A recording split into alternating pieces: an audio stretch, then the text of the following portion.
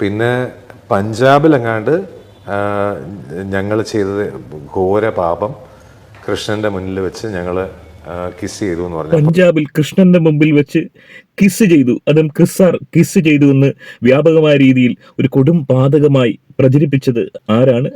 എങ്ങനെ സഹിക്കും? പഞ്ചാബിൽ, അതും ശ്രീകൃഷ്ണന്റെ മുമ്പിൽ 16,008 കല്യാണം കഴിച്ച ശ്രീകൃഷ്ണന്റെ മുമ്പിൽ വെച്ച് കേവലം ഒരു കിസ്, ഫ്രഞ്ച് കിസ് പോലുമല്ല, കേവലം ഒരു കിസ് ചെയ്ത ക്രിസാറിനെയും അദ്ദേഹത്തിന്റെ ഭാര്യയും ഈ രീതിയിൽ അവഹേളിച്ച ഈ നരാധമന്മാരെ എങ്ങനെയാണ് നമ്മൾ വെച്ചു കുറിപ്പിക്കുക? എനിവേ, ക്രിസാറിന്റെ ഏറ്റവും പുതിയ ഇന്റർവ്യൂ വന്നിരിക്കുന്നു. ക്രിസ് വേണുഗോപാലിന്റെയും ദിവ്യ ശ്രീധറിന്റെയും. ഇത്തവണ ഞാൻ ഇവരെ കുറ്റം പറയാനും ഏറിൽ കയറ്റാനും ഒന്നുമല്ല വന്നിരിക്കുന്നത്. അതുകൊണ്ട് മൂർത്തി സാറിന്റെ ആരാധകർ തീർച്ചയായും ശാന്തരാകുമെന്ന് തന്നെയാണ് ഞാൻ പ്രതീക്ഷിക്കുന്നത്.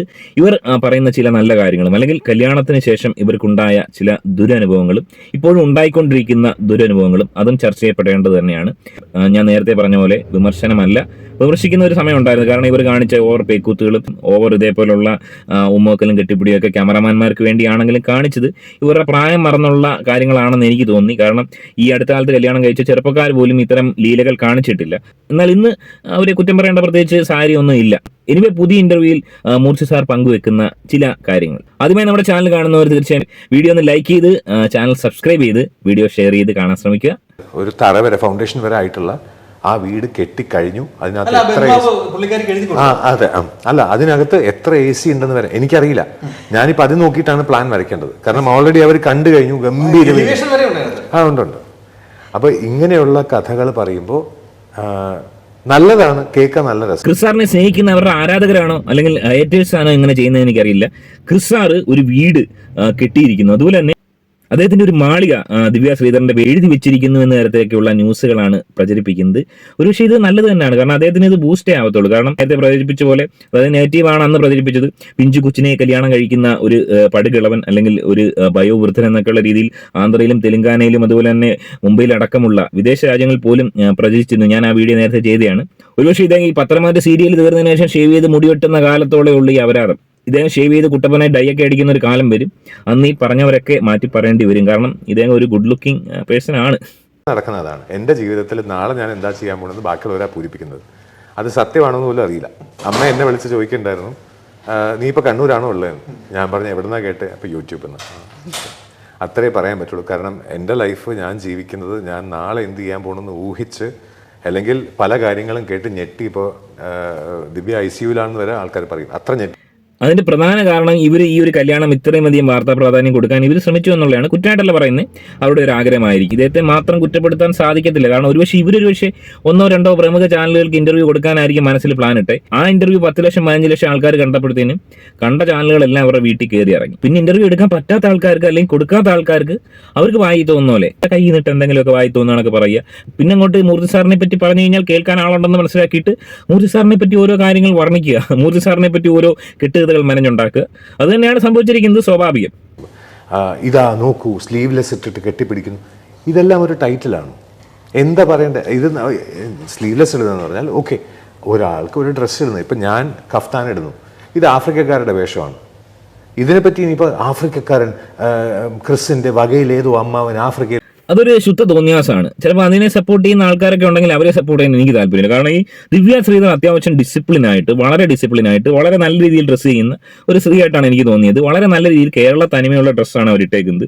അപ്പോൾ അങ്ങനെ ഒരു സ്ത്രീ ഒരു പക്ഷേ സ്ലീവ്ലെസ് ഇട്ടിട്ട് ഏതെങ്കിലും ഒരു ഘട്ടത്തിൽ വന്നെന്ന് കരുതി അവരെ വിമർശിക്കാൻ പോകും. അവരുടെ കഷം കണ്ടു, അല്ലെങ്കിൽ ഈ പറഞ്ഞ കണക്ക് പണ്ടത്തെ ഒരു ധാരണയുണ്ട്, പെണ്ണുങ്ങളുടെ പുക്കിൾ കാണാൻ പാടില്ല എന്ന് പൊതുവെ നമ്മുടെ കേരളീയരുടെ ധാരണയാണ്. പുക്കിൾ കണ്ടു കഴിഞ്ഞാൽ അത്രയും പ്രശ്നമാണ്. കാരണം പുക്കിൾ മാത്രം നോക്കിയിരിക്കുന്ന ചില നരമ്പ് രോഗികളുണ്ട് ഇവിടെ. പുക്കിൾ കാണുന്നുണ്ടോ എന്ന് ഇങ്ങനെ നോക്കിയിരിക്കാൻ, ഇടയിൽ കൂടെ ഒക്കെ ഒളിഞ്ഞു നോക്കുന്നവരെ പേടിച്ചിട്ടാണ് സാധാരണ ഈ പെണ്ണുങ്ങൾ ചിലരിങ്ങനെ ഈ പിന്നൊക്കെ കുത്തി മേളിലോട്ടൊക്കെ കെട്ടിപ്പൊഞ്ഞുകൊണ്ട് നടക്കുന്നത്. ഈ പുക്കിൾ കണ്ടെന്ന് പറഞ്ഞ എന്ത് വിഷയമാണുള്ളത്? ഇവിടെ ആണുങ്ങൾ എത്രയോ പേര് ഉടുപ്പില്ല നടക്കുന്നുണ്ട്, അവരുടെ പുക്കിൾ കാണുന്നില്ലേ? പെണ്ണുങ്ങളുടെ പുക്കിൾ കണ്ട് അല്ലെങ്കിൽ കഷം കണ്ടെന്ന് പറഞ്ഞ് ഇവിടെ ഭൂലോകം ഒന്നും ഇടിഞ്ഞു വീഴണമെന്നില്ല. മറ്റു രാജ്യങ്ങളിലൊക്കെ ഇതൊന്നും ആരും മൈൻഡ് ചെയ്യുന്നില്ല. ഈ പുക്കിളിനൊന്നും ഒരു സാധനമില്ല. ആരും മൈൻഡ് ചെയ്യാത്തൊരു സാധനമാണ് ഈ പുക്കിള്.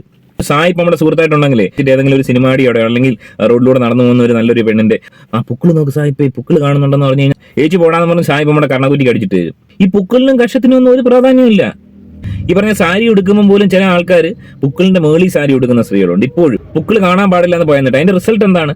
സാരി ഉടുക്കുമ്പോൾ ഭംഗി ഉണ്ടാവില്ല, പൊക്കമില്ലാത്തവരാണെങ്കിൽ പിന്നെ വളരെ വൾഗറായിരിക്കും. ആക്ച്വലി സാരി ഉടുക്കുമ്പോഴത്തേനും നമ്മുടെ അടിവയറിൽ വെച്ചാണ് സാരി ഉടുക്കേണ്ടതെന്നാണ് ഞാൻ മനസ്സിലാക്കുന്നത്. മകൾ ഒരു ഫോട്ടോ ഇട്ടു, മകൾ ഫോട്ടോ ഷെയർ ചെയ്തു, കണ്ടു ഞെട്ടുക. ഇതിലെന്താ ഞെട്ടായിരിക്കുന്നത്? ഞാനും എൻ്റെ ഭാര്യയും ആഹാരം കഴിക്കാൻ ഹണിമൂൺ യാത്രയിൽ കെട്ടിപ്പിടിച്ച് ഹണിമൂൺ യാത്രയിൽ എന്തിനാ എന്തോ എനിക്കറിഞ്ഞൂടത്. ഈശ്വര, അത് മാത്രം കേട്ടാൽ തന്നെ ആൾക്കാർ. ഈ മകളുടെ കേസ്, അതായത് ഇവിടെ കല്യാണം നടന്ന സമയത്ത് ഈ പെങ്കൊച്ചൊരു ഡാൻസ് കളിച്ച്, ആ ഡാൻസ് കളിച്ചപ്പോൾ ഈ പറഞ്ഞ കണക്ക് ഒരു സ്ലീവ്ലെസ് ആയ ഒരു ടോപ്പായിട്ടിരുന്നേ. അതിന്റെ താഴെ വന്ന കമന്റുകൾ, എൻ്റെ ദൈവമേ, ആചാരവാദികളുടെ ഒരു എക്സ്ട്രീം ലെവലാണ് കാണുന്നത്. അമ്മയുടെ മുമ്പിൽ വെച്ചാണോ ഇത്തരം ആവാസ ഡ്രസ്സുകൾ ഇട്ട് ഡാൻസ് കളിക്കുന്നത്? ഇത് എന്താ ആവാസമാണ് ഈ ഡ്രസ്സിൽ? ഈ കൊച്ചിന്റെ ഉടുപ്പിന് സ്ലീവ് ഇല്ലാത്ത, എനിക്ക് വന്ന് പൊതുവെ ഇപ്പൊ എല്ലാ ഉടുപ്പും ഇറങ്ങി സ്ലീവ് ഇല്ലാതെ, വേണമെന്നുള്ളവർക്ക് സ്ലീവ് വെക്കാം, സ്ലീവ് വെച്ചില്ലെങ്കിലും കുഴപ്പമില്ല. സോ ഈ ഡ്രസ്സ് കണ്ടിട്ട് ഇതൊരു വൾഗർ ആണെന്ന് തോന്നുന്ന ആളുകൾ, സത്യം പറഞ്ഞു കഴിഞ്ഞാൽ അവർക്ക് എന്തോ പ്രശ്നമുണ്ട്.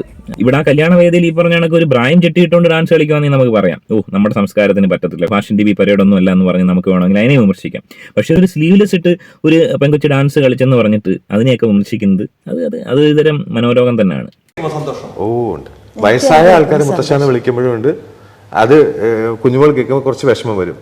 അതല്ല, എന്നെക്കാളും പ്രായമുള്ളവരൊക്കെ മുത്തശ്ശ ഒരുപാട് പ്രായമുള്ളവരൊക്കെ വന്നിട്ട് അങ്ങനെ വിളിക്കുമ്പോൾ ഏട്ടന് അത്രക്കാലം പ്രായമുണ്ടോ? അപ്പം അറിയാം ഓക്കെ.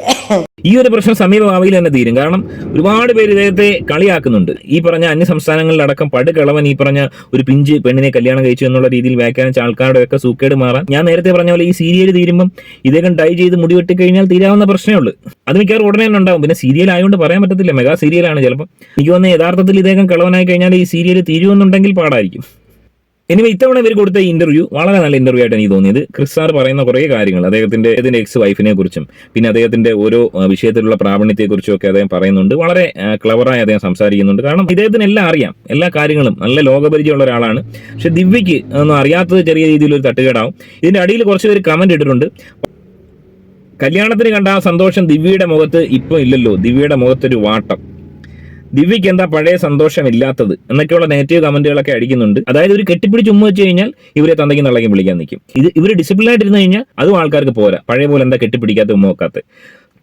ചുരുക്കം പറഞ്ഞു കഴിഞ്ഞാൽ ഇവർ എന്ത് ചെയ്താലും കുറ്റം എന്നുള്ളൊരു മട്ടിലാണ്. അതിന്റെ പ്രധാന കാരണം സോഷ്യൽ മീഡിയയിൽ ഇത്രയും അധികം ഇന്റർവ്യൂ കൊടുത്തു എന്നുള്ളതാണെന്നാണ് ഞാൻ മനസ്സിലാക്കുന്നത്. അതുപോലെ തന്നെ ആദ്യം കൊടുത്ത ഇന്റർവ്യൂകളിൽ ഇവർ പറഞ്ഞ കുറച്ച് സ്റ്റേറ്റ്മെന്റുകൾ കുറച്ച് അനാവശ്യമായ, അതായത് ചില കമന്റുകൾ പോലും എടുത്ത് പറഞ്ഞ് ഇന്റർവ്യൂ കൊടുക്കേണ്ട ഒരു സാഹചര്യം അതിന്റെ ആവശ്യമില്ലായിരുന്നു. കാരണം കമന്റ് അടിക്കുന്ന പല ആൾക്കാരും പല ടൈപ്പ് കമന്റുകൾ അടിക്കും. ആ കമന്റുകൾ വന്ന് പബ്ലിക്കായിട്ട് പറഞ്ഞ് കൂടുതൽ അതിനൊരു വിസിബിലിറ്റി കൊടുക്കുന്ന ഒരു രീതിയിലേക്ക് ദിവ്യ ശ്രീധർ ഉൾപ്പെടെയുള്ളവർ പോയി. ഞാനൊന്ന് കാണിച്ചു തരാം. ഞാൻ പച്ചവാളിൽ പറയാം, രാത്രി എന്താണ് ഫസ്റ്റ് തന്നെ പൊങ്ങോ, അവൻ്റെത് പറ്റിപ്പോയോ, കിളവിന് സാധനം ഉണ്ടോ, അത് പൊങ്ങോ, ഇങ്ങനെയൊക്കെ ചോദിക്കുന്ന ഇത്രയും തരന്നാണ് പോയോന്നാണ് ഞാൻ. ഇതിലും തരന്നാണ് ആൾക്കാർ നമ്മുടെ നാട്ടിലുണ്ട്. പക്ഷെ ആ കമന്റുകൾ ഇവിടെ വന്ന് പറയേണ്ടിയിരുന്നില്ല. അതൊക്കെയാണ് ഏറ്റവും കൂടുതൽ ട്രോൾ ആയത്. അതുപോലെ തന്നെ ഇവർ കാണിച്ച കുറച്ച് ഓവർ കെയറിങ്ങും ആൾക്കാർക്ക് ഒരു അസ്വാരസ്യം ഉണ്ടാക്കി. ഇനിവേ ഈ ഒരു ചോദ്യം ചോദിക്കുന്ന ആൾക്കാരോട് ഈ രീതിയിൽ കമന്റ് എടുത്ത് മറുപടി അല്ല പറയണ്ടേ. ഇനിയും ബാല്യമുണ്ട്, വേണമെങ്കിൽ ഒരു കുട്ടിയെ ഉണ്ടാക്കി കാണിക്കാനുള്ള ബാല്യം ഇനിയും ഉണ്ടെന്നാണ് ഞാൻ മനസ്സിലാക്കുന്നത്. അങ്ങനെ ഉണ്ടെങ്കിൽ തീർച്ചയായും അതിനൊക്കെ ഒരു മറുപടി തന്നെയാവും. പൊങ്ങുമോ ഇല്ല എന്നുള്ളതിനൊരു മറുപടി തന്നെ ആവും. അതിനുള്ള ശ്രമം വേണമെങ്കിൽ ഇനിയും നിങ്ങൾക്ക് നടത്താം. എനിവേ ഈ ഒരു ഇന്റർവ്യൂ വളരെ നന്നായി എനിക്ക് തോന്നി. പഞ്ചാബിലൊക്കെ ഇദ്ദേഹത്തിന് വന്ന ഈ ഒരു മോശം അഭിപ്രായം മാറട്ടെ, നല്ലൊരു ജീവിതം ഉണ്ടാവട്ടെ എന്ന് ആശംസിക്കാം. നിങ്ങളുടെ അഭിപ്രായം കമന്റ് രേഖപ്പെടുത്തുക. മറ്റൊരു വീഡിയോ ആയിട്ട് കാണാം. ബൈ.